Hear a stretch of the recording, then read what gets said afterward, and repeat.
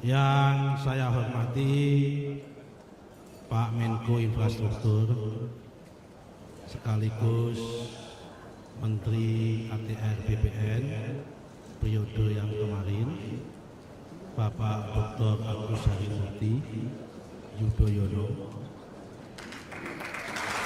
Kalau dibandingkan dengan beliau, saya ini nggak ada apa-apanya. Beliau ini sempurna, bagus wajahnya, bagus keturunannya, bagus rezekinya, dan bagus juga pangkatnya. Bismillah, alhamdulillah, la haula wala quwwata illa billah, amma ba'du. Yang saya hormati Pak Menko Infrastruktur sekaligus Menteri ATR BPN periode yang kemarin, Bapak Dr. Agus Harimurti Yudhoyono. Kalau dibandingkan dengan beliau, saya ini nggak ada apa-apanya. Beliau ini sempurna, bagus wajahnya,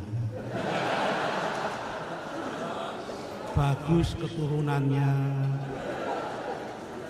bagus rezekinya, dan bagus juga pangkatnya. Yang kami hormati Pak Menteri Kehutanan, kalau ini ya kan, menjadi menteri ini betul-betul kenikmatan sendiri buat beliau ini, karena tidak masuk kategori yang bagus keturunan tadi tidak. Beserta Ibu Nuraini yang kami hormati, saya kenal Pak Hajajuli ini panjang cerita. Saya kenal dengan Pak Agus Yudhoyono ini panjang ceritanya. Saya tidak menyangka saya bisa menduduki tempat yang saya gantikan itu. Anaknya seorang yang sangat saya kagumi, orang yang membesarkan saya, yaitu Pak Jenderal TNI Presiden Republik Indonesia Susilo Bambang Yudhoyono. Dalam kesempatan ini, sebelum saya nyapa yang lain, izinkanlah sama-sama kita memimpin doa. Jujur saya tadi teringat ibunya Mas Ahaye, Bu Ani Yudhoyono. Orangnya sangat begitu baik. Ada kesempatan baik ini kita kirim Fatihah bersama-sama. Lahal Fatihah. Bismillahirrahmanirrahim. Ya, ya. Terima kasih. Yang kami hormati guru saya waktu kuliah di IPB yang nggak lulus-lulus, Profesor Dr. Joyowinoto. Dulu ini panjang cerita, sudah Profesor Doktor, Kiai, kadang-kadang semi dukun.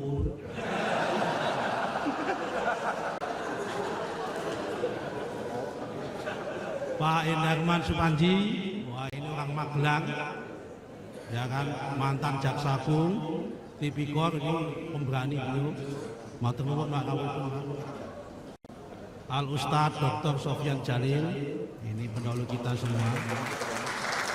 Ini juga kebetulan saya sangat mengikuti jejak beliau, dan hari ini kok dilalah mengikuti jejak beliau lagi.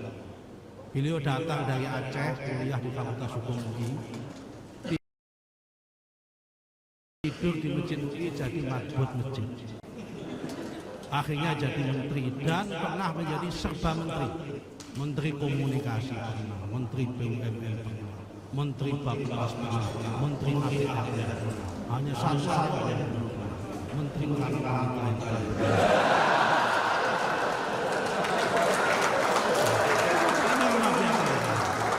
Saya juga sama, saya datang dari lulus kuliah di UI, tinggal di masjid, jadi di masjid juga sama. Jadi Menteri ATR. Itu Tuhan kami. Jadi Menteri ATR pernah dipimpin dua orang marbot masjid.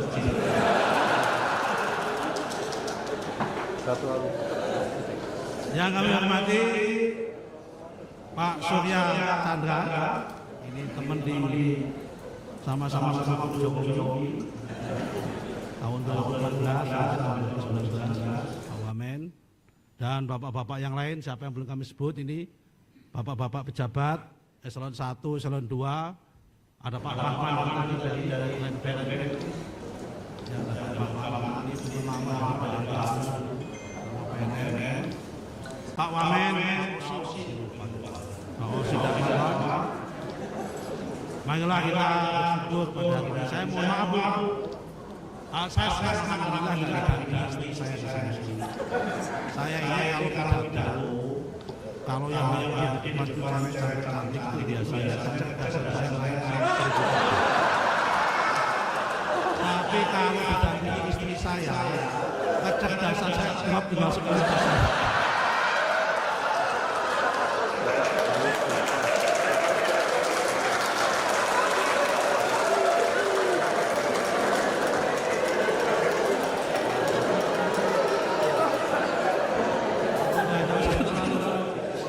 Pertama-tama kita syukur alhamdulillah kita bagian dari manusia yang wajib dan patut bersyukur.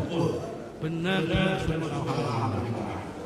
Kita adalah betul-betul manusia yang dipilih oleh Allah, dipilih oleh Tuhan, dikasih kesempatan untuk mengurus anak.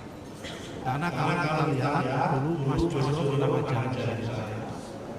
Di muka bumi ini isinya hanya kalau tanah, udara, dan air. Dan hari ini kita dikasih kesempatan oleh Allah duduk di sini mengurus tanah. Dan hakikat mengurus tanah itu adalah hakikatnya mengurus diri kita sendiri dan mengurus kemanusiaan sendiri. Karena kebetulan saya meyakini di dalam ajaran agama tiga agama sama, baik agama Yahudi, baik agama Nasrani maupun agama Islam, sama-sama meyakini bahwa manusia diciptakan dari Allah dan akan dikembalikan ke dalam Allah. Karena itu kalau kita bermain-main dengan tanah, berarti kita bermain-main dengan diri kita sendiri dan memainkan kemampuan manusia. Tapi kalau kita mengurus tanah dengan baik, mengurus tanah ini dengan produktif, sama saja dengan memberikan kemanfaatan kepada umat manusia. Jadi ini kita betul-betul syukur alhamdulillah Tuhan kasih kesempatan yang mulia, kita dikasih kesempatan mengurus tanah karena ini adalah yang sangat esensial bagi umat manusia.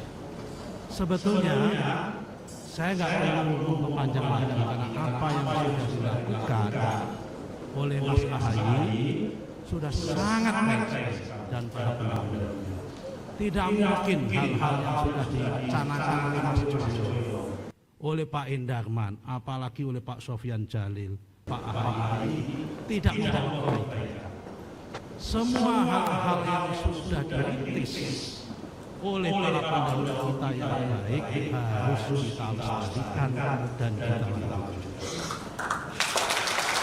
Jadi Pak Ahaye jangan khawatir, semua tahapannya akan kami lanjutkan, apalagi Pak Ahaye sebagai ibu kami yang mengajarkan kami pasti selain kami tak tegur sudah menjadi kewajiban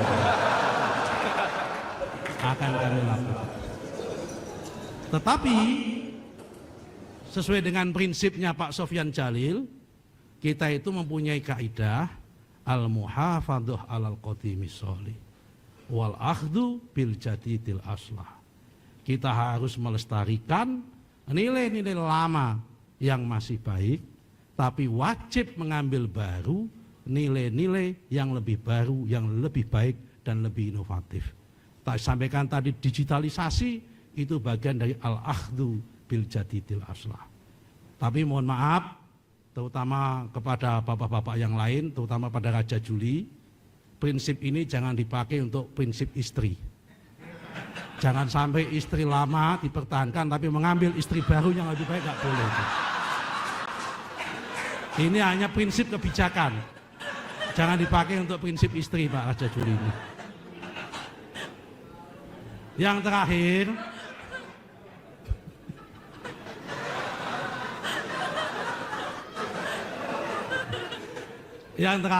saya nggak usah panjang cerita.